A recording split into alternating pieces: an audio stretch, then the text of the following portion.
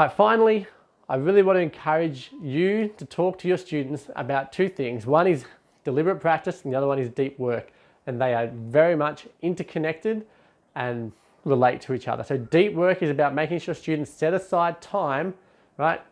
Hour and a half at a time, a big chunk, to do deep work, to really get into things, to think hard about particular aspects of the content they're learning.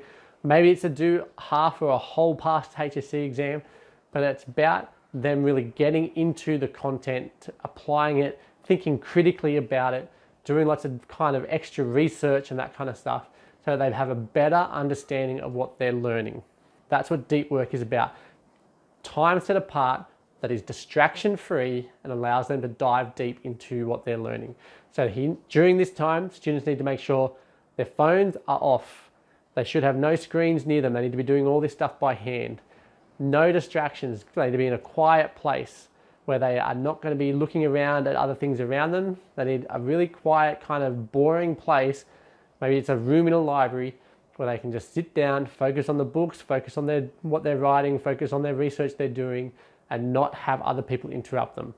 They need to not get distracted during this deep work time.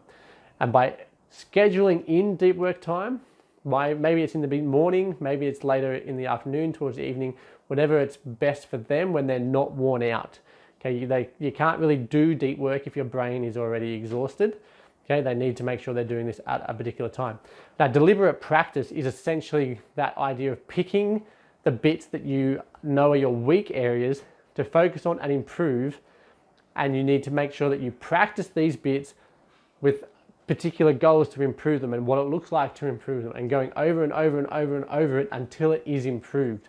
And so if they do an exam to find out which bits they don't know, or maybe you've done stuff in class and you know that they're struggling with a particular bit of content, you might take that and say, all right, this is your goal this week. You need to learn that and really understand it. So go and do some readings, make some summaries, put up your mind maps, go over your flashcards, do lots of practice questions based on this bit of content. Okay, go through your process where you're breaking down the question, and then when you're going through and writing out the plan, getting feedback on the plan, writing out your answer, getting feedback on the answer, adjusting the answer, submitting that then to your teacher, and then getting feedback again.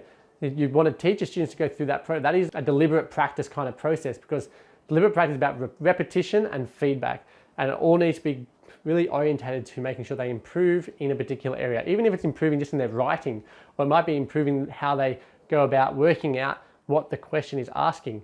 And so if that's the case, maybe you'll give them lots of questions to break down, and they just have to tell you what is this question asking in their own words without using the words in the question.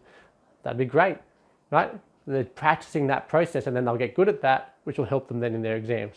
So deliberate practice, going over things, setting goals in bits of the week, and working on them, getting feedback until it gets improved and you get better at it.